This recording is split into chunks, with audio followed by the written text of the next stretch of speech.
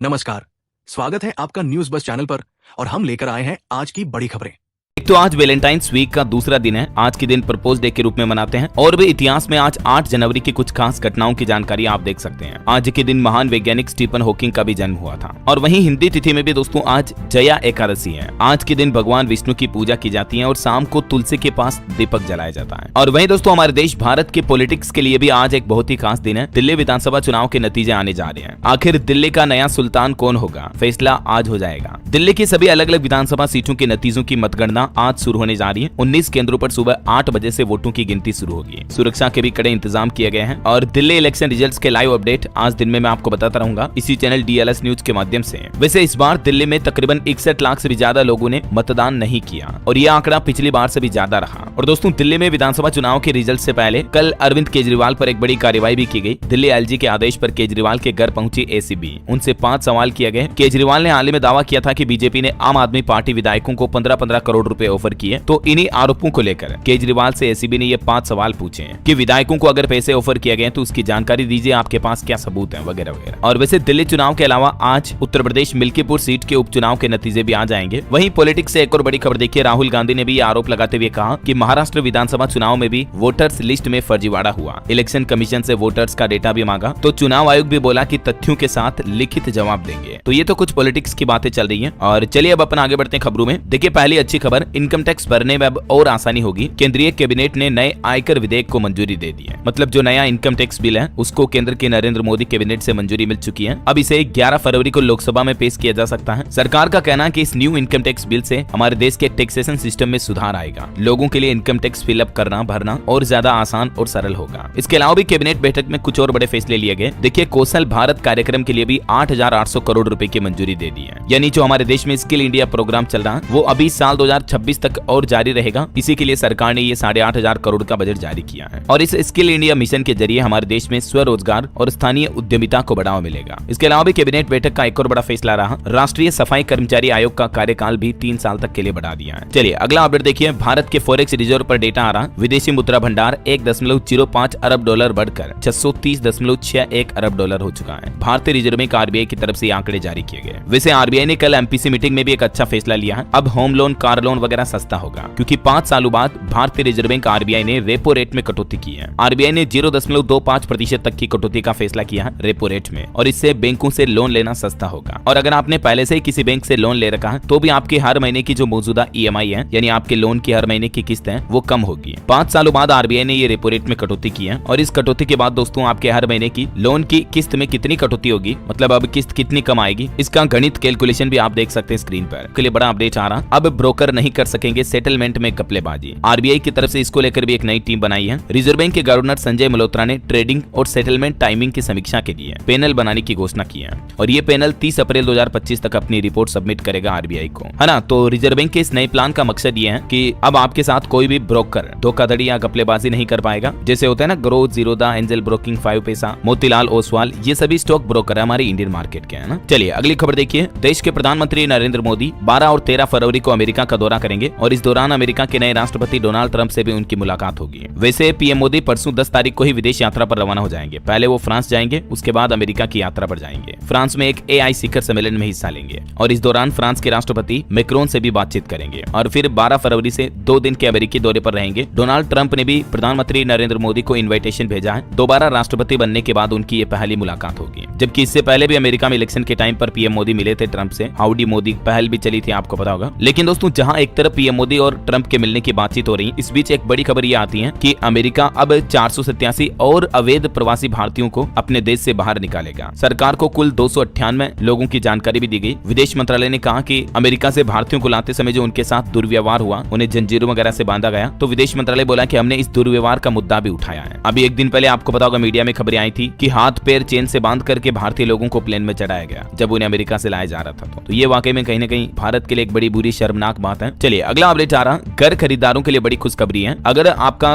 Builder दिवालिया भी हो गया तो भी आपको फ्लैट का कब्जा मिल पाएगा। दरअसल insolvency and bankruptcy board of India IBBI ने घर खरीदारों को यह बड़ी राहत दी है और एक नया नियम लागू कर दिया है। इस नियम में बदलाव करते हुए IBBI का कहना कि अगर बिल्डर दिवालिया हो गया या उसके प्रोजेक्ट के खिलाफ कोई दिवालिया प्रक्रिया चल भी रही है तो भी आपको आपके फ्लैट, प्लॉट, अपार्टमेंट या बिल्डिंग का कब्जा मिल जाएगा। तो इससे लोगों को उनकी संपत्ति का कब्जा मिलने में देरी नहीं होगी, समझ रहे हो। और भी ये 5 पॉइंट्स में आप देख सकते हैं IBBI ने क्या क्या बदलाव किया है रियल एस्टेट सेक्टर में बिल्डर्स और घर खरीदारों के हित में। चलिए अगला अपडेट देखिए दोस्तों, गौतम अडानी के बेटे जीत अडानी और दीवा ने 7 फेरे लिए। अडानी ने इनकी सोशल मीडिया पर फोटो भी शेयर की, कहा कि माफी चाहता हूँ, चाह कर भी सभी को आमंत्रित नहीं कर सके। ये गौतम अडानी के छोटे बेटे हैं जो आखिरकार शादी के बंधन में बंध गए हैं। अच्छा वैसे शादी की बात हो रही तो आपको पता होगा उत्तर प्रदेश के मुख्यमंत्री योगी आदित्यनाथ की भतीजी की भी शादी हो रही है अभी उत्तराखंड में। तो इस शादी में हिस्सा लेने के लिए CM योगी आदित्यनाथ भी उत्तराखंड पहुंचे और यहाँ गाँव के गलियों में भी घूमे, भतीजी की शादी में शामिल होकर आशीर्वाद दिया। अब आज वो यहाँ उनके बचपन के स्कूल भी जाएंगे। वहीं बॉलीवुड से भी एक शादी पर खबर आ रही है। प्रियंका चोपड़ा के भाई सिद्धार्थ की भी शादी हुई, वरमाला की रस्म हुई, नीता अंबानी भी इनकी शादी में पहुंची। सिद्धार्थ अपनी मंगेतर और एक्ट्रेस नीलम उपाध्याय के साथ शादी कर रहे हैं। और बॉलीवुड से एक और बड़ी खबर है, जिसने सैफ अली खान पर हमला किया था उस आरोपी शरीफुल के फिंगरप्रिंट मैच हो चुके हैं। हमले के 7 दिन बाद सैंपल लिए गए थे और बीते एक दिन पहले एक्टर के स्टाफ ने भी हमलवार को पहचान लिया था। चलिए बड़ी खबर देखिए, भारतीय सेना ने 7 पाकिस्तानी घुसपैठियों को मार गिराया। इनमें 3 तो पाकिस्तानी सैनिक हैं। इंडियन पोस्ट पर BAT टीम के हमले की साजिश नाकाम की है। मीडिया रिपोर्ट्स के मुताबिक यह घटना जम्मू कश्मीर के पुंछ जिले में कृष्णा घाटी के पास हुई। वहीं देखिए बड़ी खबर, डिजिटल अरेस्ट सिंडिकेट के 5 मेंबर गिरफ्तार हुए। ये टेलीग्राम के जरिए चीनी कंपनी के संपर्क में थे। ED अधिकारी बनकर एक बुजुर्ग से भी 15 लाख रुपए की ठगी की गई। आए दिन मैं आपको बताता रहता हूँ ना दोस्तों कि इस तरह की ऑनलाइन ठगी के मामले आजकल काफी ज्यादा चल रहे हैं, तो आप सावधान रहे, है ना। चलिए अगला अपडेट देखिए, कोलकाता ट्रेन डॉक्टर मामले पर खबर आ रही है। अब कलकत्ता हाईकोर्ट में CBI की याचिका भी मंजूर हुई। हालांकि बंगाल सरकार ने दोषी को मृत्युदंड देने की मांग की याचिका लगाई थी कोर्ट में, तो उसको कोर्ट ने खारिज करते हुए कहा कि राज्य को इसका अधिकार नहीं है। चलिए अगली खबर, महाकुंभ घूमने जाने वाले श्रद्धालुओं के लिए बड़ी अच्छी खबर आ रही है। देखिए 3050 और स्पेशल बसें चलाई जाएगी। आज से 27 फरवरी तक ये 3000 से भी ज्यादा परिवहन निगम की बसें शुरू होने जा रही हैं। बीते 25 दिन में कुंभ में 40 करोड़ से भी ज्यादा श्रद्धालुओं ने डुबकी लगाई, गंगा स्नान किया। और इस बीच अब ये यूपी रोडवेज की तरफ से और एक्स्ट्रा बसें चलाने का फैसला लिया गया है ना। वैसे दोस्तों बीते दिन महाकुंभ में एक बार फिर से आग लगने की घटना देखी गई और इसमें भी 22 पंडाल जल गए। जहां आग लगी वहां आसपास भीड़ को हटाया गया, बैरिकेडिंग करके 40 मिनट में आग को बुझा दिया गया। बीते 20 दिन में ये आग लगने की तीसरी घटना हुई है महाकुंभ में। और इसके अलावा एक मौनी अमावस्या पर भगदड़ की घटना भी हुई थी, आपको पता होगा। और वहीं महाकुंभ को लेकर एक ग्राउंड रिपोर्ट आ रही, देखिए आप। अभी दुनिया का सबसे बड़ा सफाई अभियान चल रहा है महाकुंभ में। 1.5 लाख से ज्यादा टॉयलेट और 4 लाख से भी ज्यादा डस्टबिन लगाए गए हैं। रात भर सफाई होती है। और देखिए बीते दिन केंद्रीय मंत्री जितेंद्र प्रसाद ने भी संगम में डुबकी लगाई, शंख बजाया। एक्टर राजकुमार राव भी महाकुंभ पहुंचे हैं। ये कुछ तस्वीरें आप देख सकते हैं। और भी महाकुंभ से जुड़े अपडेट है, मैं आपको आगे बताऊंगा कुछ। और दुर्घटना से जुड़े कुछ अपडेट देखिए दोस्तों, उत्तर प्रदेश बरेली में एक मांझा फैक्ट्री में ब्लास्ट हो गया जिसमें 3 लोगों की जान चली गई। और एक बड़ा रोड एक्सीडेंट भी हो गया मध्य प्रदेश के इंदौर में। बाइक को टक्कर मार करके टैंकर में घुसी ट्रेवलर, जिसमें 6 लोगों की जान चली गई। महू के मानपुर में 16 से ज्यादा लोग घायल भी हो गए। ये उज्जैन महाकाल के दर्शन करके कर्नाटक लौट रहे थे तीर्थयात्री और तभी रास्ते में ये बड़ा हादसा हो गया। महू के पास में ये बड़ा रोड एक्सीडेंट हुआ। अभी एक दिन पहले आपको पता होगा राजस्थान के भीलवाड़ा में भी एक साथ 8 दोस्तों की जान चली गई थी जो महाकुंभ घूमने जा रहे थे, जिनमें 5 दोस्तों की चिताएं तो एक साथ जलाई गई। ये देख सकते हैं आप, बड़ी ही भावुक कर देने वाली अंतिम संस्कार की तस्वीरें भी। ये थे वो सभी लोग जिनकी इस बड़े हादसे में जान चली गई। और अपराध से जुड़ी एक बड़ी खबर देखिए, 5 लोगों की जान लेने से पहले केदारनाथ और बद्रीनाथ में माफी मांगी। पुलिस ने 5 लाख मोबाइल नंबर और 1047 CCTV कैमरे खंगाले, तब जाकर आरोपी पकड़ा गया। हाल ही में कुछ दिनों पहले आपको पता होगा उत्तर प्रदेश के वाराणसी में जो शराब कारोबारी समेत पूरे परिवार को जान से मारने की घटना हुई थी, आपको पता होगा। तो अब इसमें खुलासा हुआ है कि उस परिवार के भतीजे विक्की ने ही पूरे परिवार के 5 सदस्यों के कत्ल कर दिए, जान ले ली। ये पूरा गुप्ता परिवार जिनकी जान ली गई भतीजे के द्वारा, ये सभी सदस्यों की। चलिए आगे बढ़ते हैं अपन खबरों में। देखिए दोस्तों, एक तो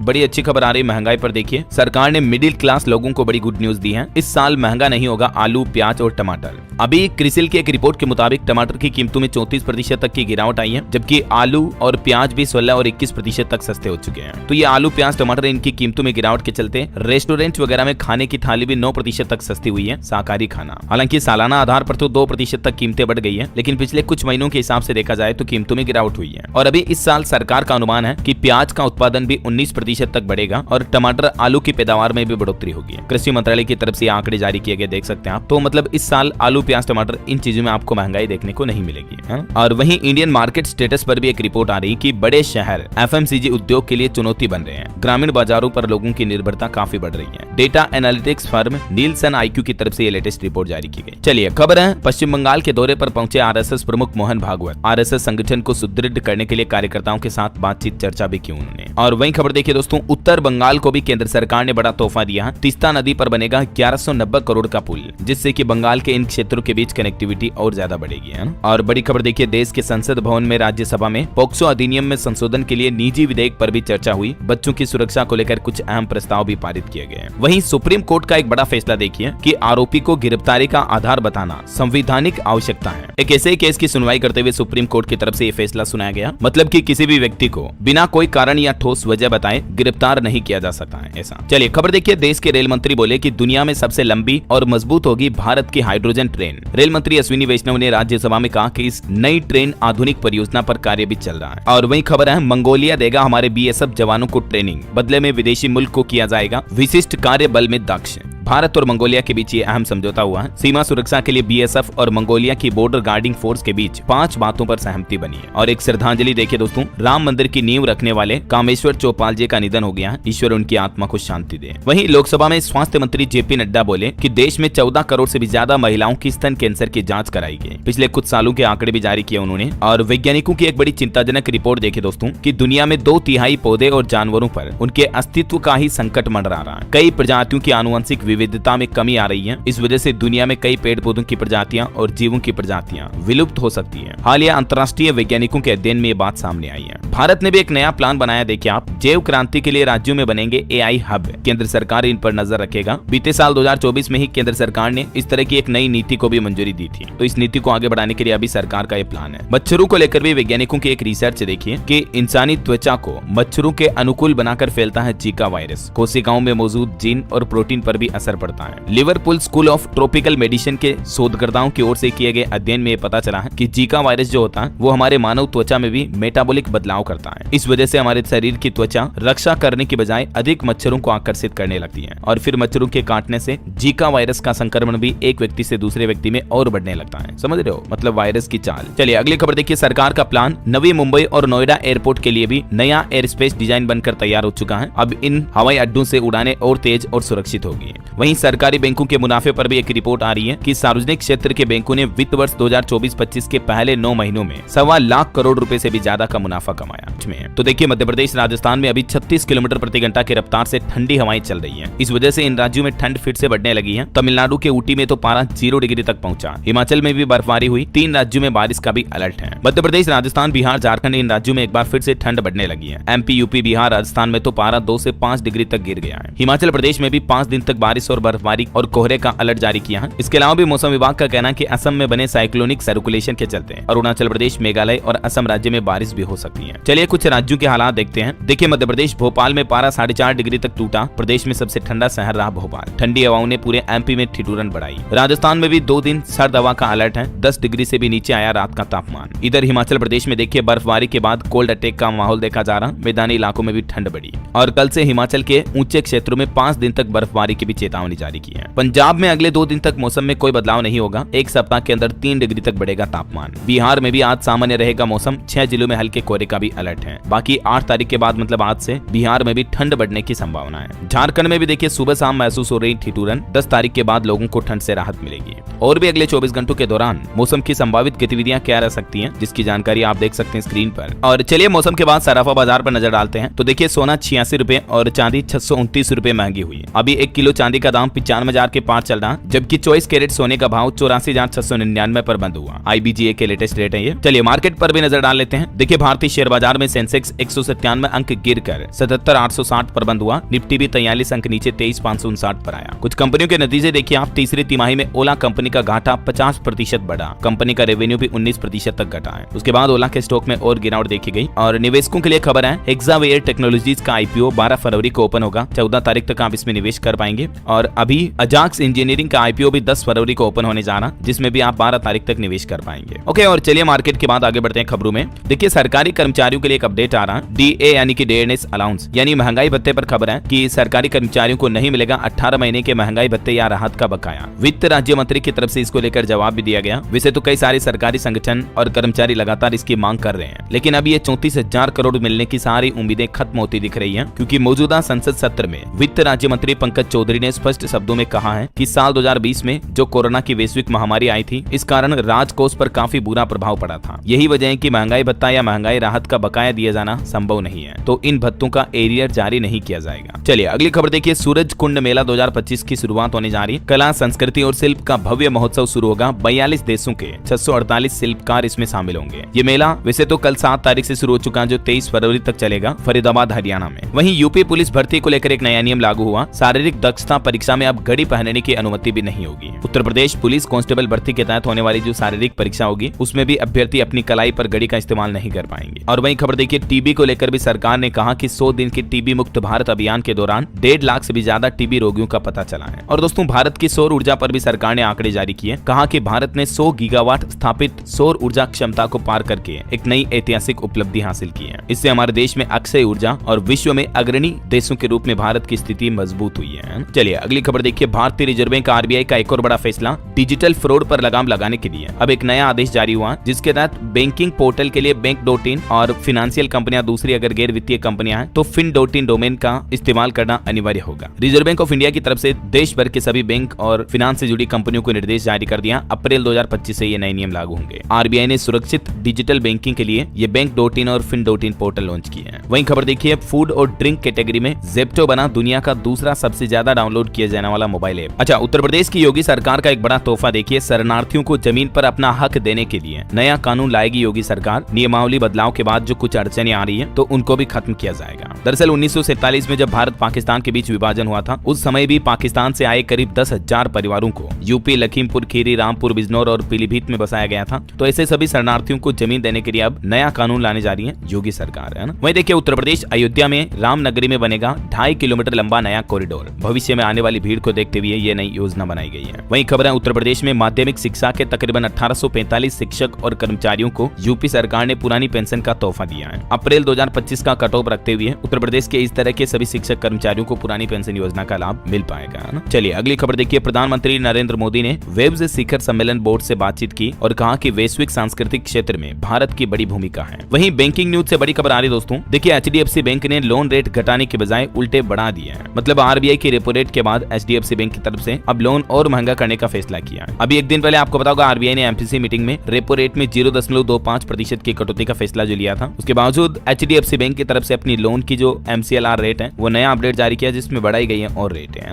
वहीं उत्तराखंड में भी एक नया नियम लागू हुआ। विशेषज्ञ डॉक्टरों के रिटायरमेंट की आयु सीमा को 5 साल तक के लिए बढ़ा दिया है। अब 65 साल की आयु तक दे सकेंगे सेवाएं। उत्तराखंड स्वास्थ्य सचिव की तरफ से ये निर्देश जारी किए गए। और खबर है दोस्तों, राजस्थान में देश का सबसे बड़ा हेल्थ मैराथन 9 फरवरी को शुरू होगा। सनराइज कॉन्सर्ट में प्रोजेक्ट 91 डीजे पर झूमेगा कोटा। राजस्थान कोटा में ये शुरू होने जा रहा। और प्रदूषण पर एक रिपोर्ट देखिए। बीते महीने जनवरी में लगातार चौथे महीने भारत का दूसरा सबसे प्रदूषित शहर रहा दिल्ली। हालिया लेटेस्ट रिपोर्ट में इस बात का पता चला कि दिल्ली के लिए प्रदूषण लगातार अभी भी समस्या बनी हुई है। चलिए अगला अपडेट देखिए। बिहार में सरकार बनाएगी 1 लाख घर। कई लोगों को अपने खुद के आवास मिलने वाले हैं। बिहार की नीतीश सरकार द्वारा प्रधानमंत्री आवास विकास योजना के तहत घरों की संख्या बनाने के टारगेट को दुगना कर दिया है। अब हर साल 50,000 नहीं बल्कि 1 लाख घर बनाए जाएंगे। और ये घर उन लोगों के लिए बनाए जाएंगे जिनके पास मकान नहीं है, तो उनको अब सस्ते में बिहार की नीतीश सरकार मकान बनाकर खुद देगी, है ना। और भी बिहार के विकास के लिए अपनी प्रगति यात्रा के दौरान 121 योजनाओं को स्वीकृति दी है मुख्यमंत्री नीतीश कुमार ने। चलिए अगली खबर देखिए। आसाराम की डॉक्यूमेंट्री बनाने वाले लोग अब खतरे में पड़ रहे हैं। डिस्कवरी चैनल की महिलाओं को भी दुष्कर्म की धमकियां मिल रही हैं। तो इन घटनाओं के बाद सुप्रीम कोर्ट ने भी आदेश दिया 7 राज्यों की पुलिस सुरक्षा करे। आसाराम के जिस कल्ट ऑफ फियर की कहानी डिस्कवरी ने लोगों को दिखाई, उससे अब कर्मचारी खुद डरा हुआ महसूस कर रहे हैं, क्योंकि आसाराम के समर्थक उन पर हमला वगैरह भी कर सकते हैं। चलिए अगली बड़ी खबर देखिए। पर्ल ग्रुप घोटाले पर अपडेट आ रहा। 10 फरवरी तक दस्तावेज सबमिट करने होंगे। 788 आवंटियों का रिकॉर्ड सुप्रीम कोर्ट में सौंपा गया। जांच के लिए अब विशेष फर्म भी नियुक्त की गई है। 45,000 करोड़ का हेरफेर हुआ है। तो इस पर्ल ग्रुप घोटाले की जांच को अब और तेज कर दिया है जांच एजेंसियों ने। और वही खबर देखिए दोस्तों, महाराष्ट्र में जो जीबी सिंड्रोम फैल रहा, इससे एक और व्यक्ति की जान चली गई। मरने वालों की संख्या 6 हुई। कुल 173 मामले सामने आए थे, जिनमें से 21 मरीज अभी भी वेंटिलेटर पर और 55 मरीज आईसीयू में भर्ती हैं। वहीं यूपी में देखिए, योगी सरकार ने ग्रेटर नोएडा का भी मास्टर प्लान 2041 को मंजूर किया। 20 गांव हटाए जाएंगे, बेहतर कनेक्टिविटी पर जोर दिया जाएगा। ग्रेटर नोएडा के प्राधिकरण का यह प्लान आप देख सकते हैं। चलिए बड़ी खबर देखिए। बिहार में बदल गया है डीएल यानी ड्राइविंग लाइसेंस बनाने का नियम। अब मार्च से ही नए नियम लागू होने जा रहे हैं। नए नियम के मुताबिक परिवहन विभाग ने कहा कि सड़क दुर्घटनाओं को रोकने के लिए इन नियमों का कड़ा करना बहुत जरूरी था। अब फुल ट्रेंड लोगों को ही बाइक और कार और बस चलाने की अनुमति होगी। नए नियम के मुताबिक अगले महीने से सभी जिलों में ड्राइविंग लाइसेंस के लिए टेस्टिंग ट्रैक पर परीक्षा परीक्षा देना अनिवार्य होगा, तभी आपको आपका ड्राइविंग लाइसेंस मिल पाएगा, है ना। वहीं बिहार वासियों के लिए एक और अच्छी खुशखबरी देखिए, मिल गया बिजली बिल कम करने का नया तरीका। AI यानी आर्टिफिशियल इंटेलिजेंस का इस्तेमाल करेगी अब बिहार विद्युत वितरण कंपनी लिमिटेड जो है, और मकसद है लोगों की बिजली खपत को कम करने के लिए अब इसका अच्छे से प्रबंधन किया जाएगा, है ना। चलिए किसान भाई लोगों के लिए गुड न्यूज आ रही है, ई नाम प्लेटफॉर्म पर वस्तुओं की संख्या बढ़कर 231 पहुंच चुकी है। अब कई सारी चीजें जो है ई नाम पोर्टल पर किसान भाई लोग खरीद बेच सकते हैं। वहीं खबर है दोस्तों 16 फरवरी से इंटरनेशनल बर्ड फेस्टिवल का भी आयोजन होगा महाकुंभ में। 21 लाख तक का पुरस्कार भी मिलेगा इस फेस्टिवल में विन करने वालों को, क्योंकि इस दौरान कई अलग अलग तरह की प्रतियोगिताएं होगी। चलिए खबर देखिए, सरकार ने कुछ और आंकड़े जारी किए। Ayushman Bharat digital mission ABDM के तहत अब तक 73 करोड़ 90 लाख से भी ज्यादा लोगों के आभा ID कार्ड बन चुके हैं। स्वास्थ्य परिवार कल्याण मंत्रालय की तरफ से ये जानकारी दी गई। वही देखिए केंद्रीय स्वास्थ्य मंत्री ने भी बताया कि जनवरी में ह्यूमन मेटान्यूमो वायरस के कुल 59 मामले सामने आए हैं। उन्होंने वर्तमान स्थिति भी बताई। और खेल जगत से खबर है दोस्तों, पूर्व क्रिकेटर साईराज राजस्थान रॉयल्स के स्पिन कोच होंगे। बोले कि रॉयल्स से जुड़ने के लिए उत्साहित हूँ।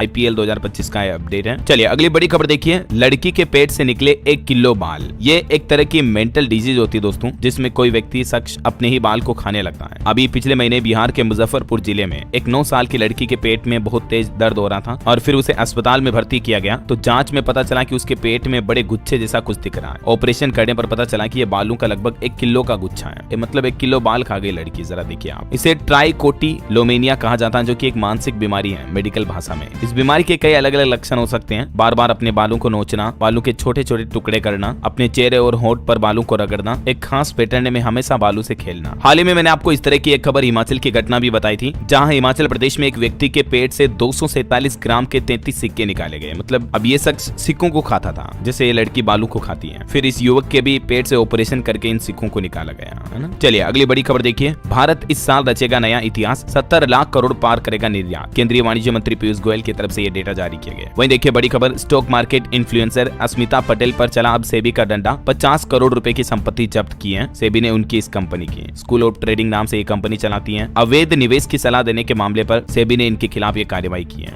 आपने कई सारे गूगल एड वगैरह भी देखे होंगे अस्मिता पटेल के, जो कि स्टॉक मार्केट की क्लासेस लर्निंग करवाती है ना। तो उनके खिलाफ अब सेबी ने ये बड़ी कार्रवाई की है। चलिए महाकुंभ से जुड़े कुछ अपडेट देखते हैं दोस्तों। गुजरात के मुख्यमंत्री ने भी महाकुंभ संगम में डुबकी लगाई और बोले कि त्रिवेणी संगम में स्नान करना सौभाग्य की बात है। हरियाणा के भी मुख्यमंत्री बीते दिन महाकुंभ पहुंचे, पत्नी के साथ उन्होंने पूजा अर्चना भी की। और वही खबर देखिए, महाकुंभ में 7 से 10 फरवरी तक संस्कृति का महापर्व भी शुरू हो रहा है। सांस्कृतिक संगम होंगे, कल से शुरू हो चुका है ये। और हिंदू मुस्लिम एकता की एक अनोखी खबर देखिए, महाकुंभ में राज्यपाल आरिफ मोहम्मद खान ने भी गंगा आरती की, यज्ञ में आहुति भी दी। भले ही ये मुसलमान है, लेकिन उसके बावजूद इन्होंने गंगा आरती करके हिंदू मुस्लिम एकता का अच्छा संदेश दिया है ना। चलिए कुछ स्टेट न्यूज अपडेट देख लेते हैं दोस्तों फटाफट से। देखिए मध्य प्रदेश में 27% OBC आरक्षण मामले पर अब सुप्रीम कोर्ट करेगा सुनवाई। 22 याचिकाओं पर हाईकोर्ट में सुनवाई पर रोक लग चुकी है। 14 फरवरी को अगली सुनवाई होगी। वहीं खबर है उत्तर प्रदेश राजस्थान के बाद अब महाराष्ट्र के साथ भी नदी प्रोजेक्ट शुरू करने जा रही MP सरकार। मुख्यमंत्री मोहन यादव ने महाराष्ट्र के मुख्यमंत्री से इस संबंध में बातचीत भी की। ताप्ती कन्हान नदी प्रोजेक्ट पर सहमति बनी दोनों राज्यों के बीच। वहीं खबर देखिए, छत्तीसगढ़ वक्फ की भी 5000 करोड़ की प्रॉपर्टी सार्वजनिक की जाएगी। बोर्ड ने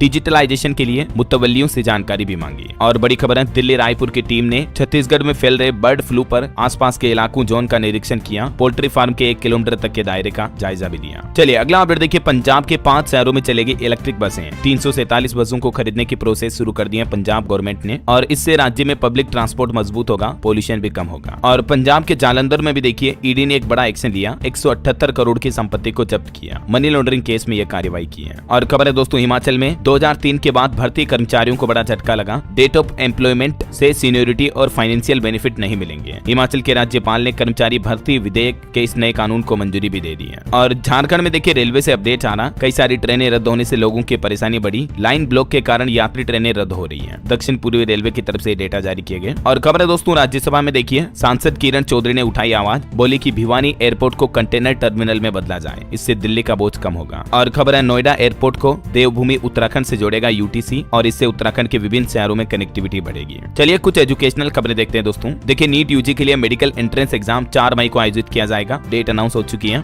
और IBPS PO मेंस के रिजल्ट भी जारी हो चुके हैं। 12 फरवरी तक आप स्कोर कार्ड डाउनलोड कर पाएंगे। 11 फरवरी से इंटरव्यू भी शुरू होंगे। सरकारी नौकरी पर भी अपडेट है। एक तो ESIC यानी कर्मचारी राज्य बीमा निगम में 200 पदों पर भर्ती निकली हुई है। 17 फरवरी इसकी लास्ट डेट है। इसके अलावा राजस्थान में भी देखिए पुलिस कांस्टेबल के 6500 पदों पर होगी भर्ती। सिलेक्शन के लिए होगा रिटन और फिजिकल टेस्ट भी। जल्दी इसकी डेट वगैरह अनाउंस की जाएगी तो मैं आपको बता दूंगा। और उत्तर प्रदेश में देखिए अपार ID पर एक रिपोर्ट आ रही कि 50 50% छात्रों की ही बन पाई अपार आईडी। कानपुर सबसे पीछे है इस मामले में। चलिए ऑटोमोबाइल इंडस्ट्री से जुड़े कुछ खबरें देखिए आप। अपडेटेड MG एस्टर भारत में लॉन्च हुई, शुरुआती कीमत 10 लाख रुपए है। हुंडई क्रेटा से इसका मुकाबला होगा। वहीं खबर देखिए KTM 390 एडवेंचर का भी अपडेटेड मॉडल लॉन्च हुआ और रॉयल इनफील्ड शॉटगन 650 का भी स्पेशल एडिशन लॉन्च हुआ। चलिए कुछ अंतरराष्ट्रीय न्यूज अपडेट देखिए। नेतन्याहू ने डोनाल्ड ट्रंप को गोल्डन पेजर गिफ्ट किया। US प्रेसिडेंट ने हिजबुल्लाह पर इजराइल के पेजर अटैक की तारीफ भी की। वहीं बड़ी खबर आ रही, दुनिया भर में फंडिंग करने वाली USAID में छटनी हुई है। ट्रंप का ऐलान है कि सिर्फ 300 वर्कर्स ही रहेंगे, जबकि अभी ऑर्गेनाइजेशन में 8000 से भी ज्यादा कर्मचारी हैं। और एक बड़ी दुर्घटना भी हो गई। देखिए ब्राजील में इमरजेंसी लैंडिंग के दौरान बस से टकराया प्लेन, 2 लोगों की जान चली गई, 6 से ज्यादा घायल हो गए। और खबर है अमेरिका के बाद अब अर्जेंटीना ने भी WHO से बाहर निकलने का फैसला किया।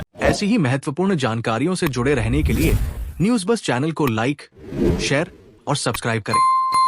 धन्यवाद।